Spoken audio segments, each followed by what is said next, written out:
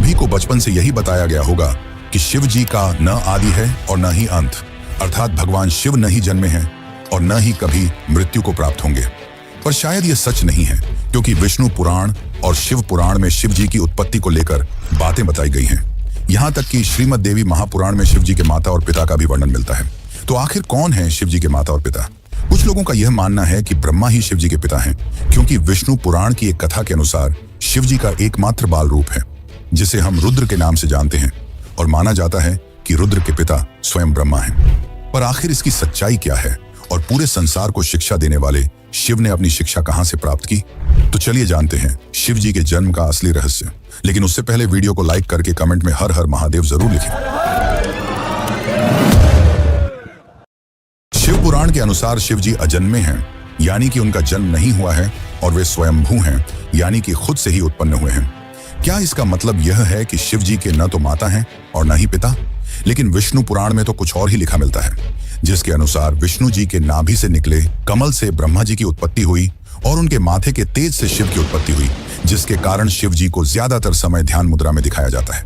लेकिन शिव पुराण में तो इसका उल्टा लिखा मिलता है, जिसके अनुसार एक बार जब शिव जी अपने घुटनों को मल रहे थे तो उनके घुटनों के मैल से श्री हरि विष्णु की उत्पत्ति हुई।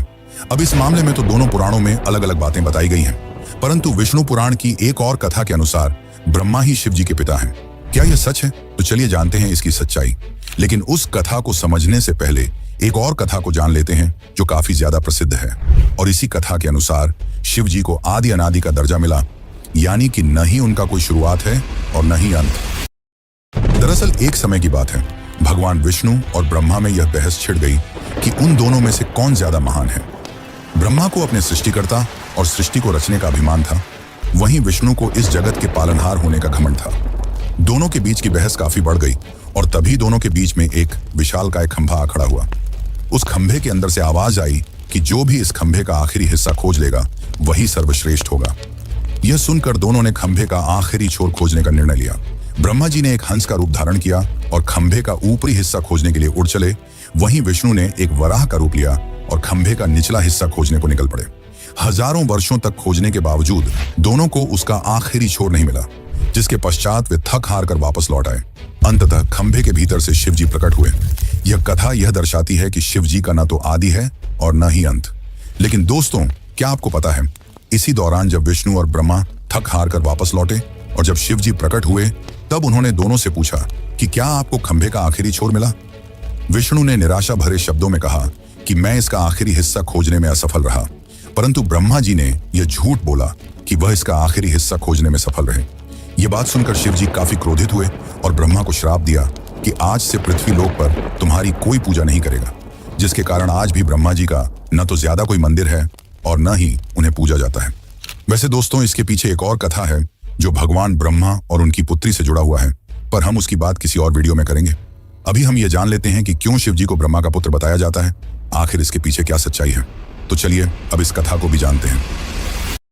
विष्णु पुराण के अनुसार सृष्टि के प्रारंभिक काल में जब सब कुछ यानी कि पूरा ब्रह्मांड जलमग्न था, न कोई देवता, न दानव और न ही कोई जीव जंतु, तब केवल श्री हरि विष्णु ही क्षीर सागर पर शेषनाग पर विश्राम कर रहे थे और उनकी नाभि से निकले कमल से ब्रह्मा जी की उत्पत्ति हुई। इसके पश्चात ब्रह्मा जी और विष्णु जी इस सृष्टि की उत्पत्ति और रचना को लेकर बातें करने लगे। इसी दौरान शिव जी भी वहां प्रकट हुए। जब शिव जी वहां प्रकट हुए तब ब्रह्मा ने उन्हें पहचानने से इनकार कर दिया, जिससे शिव रूठ गए और वहां से चले गए।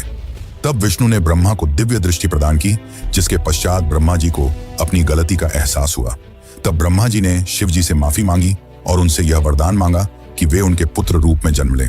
शिव जी ने ब्रह्मा की प्रार्थना स्वीकार की और उन्हें आशीर्वाद दिया कि वे उनके पुत्र रूप में जन्म लेंगे। हजारों साल बीत जाने के बाद जब ब्रह्मा जी ने इस सृष्टि की रचना शुरू की, तब उन्हें एक बच्चे की जरूरत पड़ी और तब उन्हें शिव जी का आशीर्वाद याद आया, जिसके बाद ब्रह्मा जी ने कठोर तपस्या की और उनकी तपस्या से प्रसन्न होकर भगवान शिव एक बालक रूप में उनकी गोद में प्रकट हुए। आपकी जानकारी के लिए बता दूं कि यह भगवान शिव का एकमात्र बाल रूप है। दरअसल जब शिव जी बाल रूप में प्रकट हुए तो काफी ज्यादा रोने लगे और जब ब्रह्मा जी ने उनके रोने का कारण पूछा तो उन्होंने बड़ी ही मासूमियत से कहा कि वे इसलिए रो रहे हैं क्योंकि उनका कोई नाम नहीं है।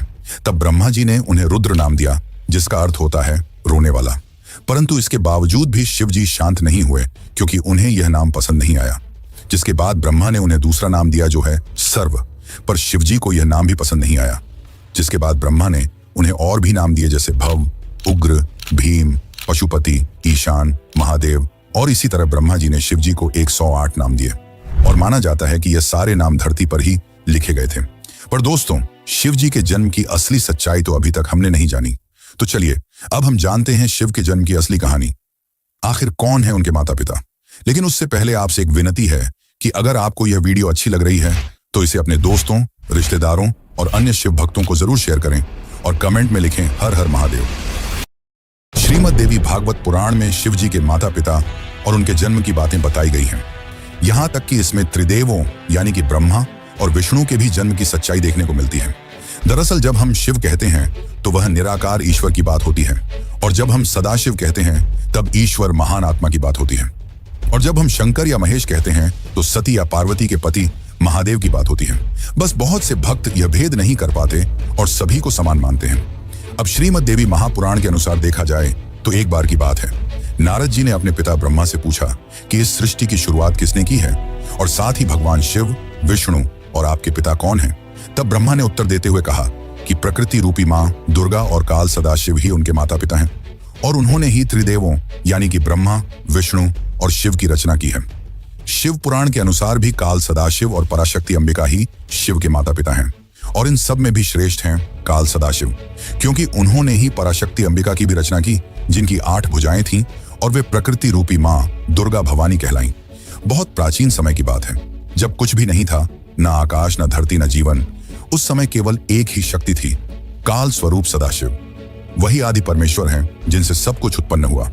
सदाशिव के भीतर ही शक्ति रूप में दुर्गा भी विद्यमान थी। दोनों मिलकर काशी के आनंदवन में विचरण कर रहे थे। एक दिन दोनों के मन में यह विचार आया कि अब इस ब्रह्मांड में कुछ और प्राणियों की रचना की जानी चाहिए ताकि इस सृष्टि का विस्तार हो सके। उन्होंने सोचा कि किसी और पुरुष को पैदा किया जाए जो इस सृष्टि की जिम्मेदारी उठाए, ताकि वे दोनों स्वयं निर्वाण की अवस्था में जा सकें, यानी मोक्ष में लीन होकर ध्यान और शांति में स्थित हो सकें। इसी उद्देश्य से सदाशिव ने अपने बाएं अंग से भगवान विष्णु को प्रकट किया। इसका मतलब यह है कि उन्होंने अपने शरीर के एक हिस्से से विष्णु को जन्म दिया। इसके बाद सदाशिव और दुर्गा ने एक और सृजन की योजना बनाई, और वह था ब्रह्मा जी का जन्म। इस बार उन्होंने अपने दाएं अंग से ब्रह्मा को उत्पन्न किया और तुरंत ही विष्णु की नाभि से निकले कमल के फूल पर उन्हें बैठा दिया। वही कमल ब्रह्मा जी का आसन बना। अब जब ब्रह्मा जी उस कमल से उत्पन्न हुए तो उन्होंने सृष्टि निर्माण का कार्य अपने हाथ में लिया। लेकिन एक समय ऐसा आया जब ब्रह्मा और विष्णु के बीच यह विवाद हो गया कि उन दोनों में कौन श्रेष्ठ है, कौन सर्वोच्च है। दोनों की लड़ाई बढ़ने लगी। तभी अचानक एक बहुत बड़ा प्रकाश स्तंभ उनके बीच प्रकट हो गया, जिसकी कथा हम पहले ही जान चुके हैं। दरअसल उस प्रकाश स्तंभ से एक दिव्य वाणी आई। वह खुद ज्योतिर्लिंग रूप में काल थे। उन्होंने ब्रह्मा और विष्णु से कहा, पुत्रों, तुम दोनों ने बहुत तपस्या की है और इसी कारण तुमने मुझसे 2 विशेष कार्य प्राप्त किए हैं। एक है सृष्टि का कार्य यानी कि जन्म देना, जो ब्रह्मा का काम है, और दूसरा है पालन का कार्य यानी कि सृष्टि को चलाना, जो विष्णु का काम है। इसी प्रकार मेरा एक और रूप है रुद्र, जिससे मैंने संहार यानी कि विनाश के कार्य के लिए उत्पन्न लिया है। लेकिन काल सदाशिव ने यह भी स्पष्ट किया कि एक कार्य ऐसा है जो कोई नहीं कर सकता, और वह है कृपा करना। यह केवल सदाशिव ही कर सकते हैं। फिर सदाशिव ने कहा, रुद्र मेरे जैसा है, वह मेरे जैसा वस्त्र पहनता है, मेरे जैसा वाहन पर चलता है और मेरे जैसा अस्त्र शस्त्र रखता है। उसका रूप, वाहन और कार्य सब मेरे ही समान है। इस प्रकार यह कथा हमें बताती है कि इस संपूर्ण ब्रह्मांड की रचना सदाशिव और शक्ति रूपी दुर्गा से हुई है। ब्रह्मा, विष्णु, रुद्र, महेश ये सभी उनके अंश हैं, और उन्होंने अलग अलग कार्यों की जिम्मेदारी ली है ताकि सृष्टि ठीक तरह से चल सके। पर मित्रों, शिव जी की कहानी यहीं पर खत्म नहीं होती। एक और रोचक कथा है, जिसके अनुसार एक बार कुछ साधु संतों ने भगवान शिव से उनके जन्म के बारे में पूछा। तब भगवान शिव ने जो उत्तर दिया वो चौंकाने वाला था। तो चलिए अब उस आखिरी कथा को जानते हैं जो आपके होश उड़ा देगी। एक अन्य पुराण के अनुसार एक बार ऋषि मुनियों में जिज्ञासा जागी कि आखिर भगवान शंकर के पिता कौन हैं। यह सवाल उन्होंने शंकर जी से ही पूछ लिया कि हे महादेव, आप सबके जन्मदाता हैं, लेकिन आपका जन्मदाता कौन है? आपके माता पिता का क्या नाम है? इस प्रश्न का उत्तर देते हुए भगवान शिव ने कहा, हे मुनिवर, मेरे जन्मदाता भगवान ब्रह्मा हैं। मुझे इस सृष्टि का निर्माण करने वाले भगवान ब्रह्मा ने जन्म दिया है। इसके बाद ऋषियों ने एक बार फिर भगवान शंकर से पूछा कि यदि ये आपके पिता हैं तो आपके दादा कौन हुए? तब शिव ने उत्तर देते हुए कहा कि इस सृष्टि का पालन करने वाले भगवान श्री हरि अर्थात भगवान विष्णु ही मेरे दादाजी हैं। भगवान की इस लीला से अनजान ऋषियों ने फिर से एक और प्रश्न किया कि जब आपके पिता ब्रह्मा हैं, दादा विष्णु, तो आपके परदादा कौन हैं? तब शिव ने मुस्कुराते हुए उत्तर दिया कि स्वयं भगवान शिव। इसके बाद ऋषि मुनि समझ गए कि शिव जी से बढ़कर ना कोई है, ना कोई होगा। वैसे दोस्तों, क्या आपको पता है कि भगवान शिव को उनके आभूषण कहां से मिले? शिव जी अपने शरीर पर कई आभूषण धारण करते हैं, जैसे कि गंगा, चंद्रमा, वासुकी नाग, त्रिशूल, डमरू, भस्म आदि। आखिर उन्हें ये सारे आभूषण और शस्त्र कहां से मिले? और क्या है नंदी का रहस्य, जो आपको भी हैरान कर देगा? और अगर आप भी इन रहस्यों को जानना चाहते हैं तो हमें कमेंट में जरूर बताइए, जिससे मैं इसके लिए एक अलग से वीडियो बना सकूं। लेकिन इस कथा का तात्पर्य केवल यही है कि शिव जी आदि अनादि हैं, वही अंत हैं और वही शुरुआत है। वे सृष्टि के जन्म के पहले भी थे और सृष्टि के विनाश के बाद भी रहेंगे। शिव जो काल से भी परे हैं, जो श्मशानवासी हैं, जिन्हें मृत्यु का भय नहीं, जो मोह से भी परे हैं। लेकिन एक समय ऐसा क्या हुआ कि पूरी सृष्टि का संतुलन बिगड़ गया?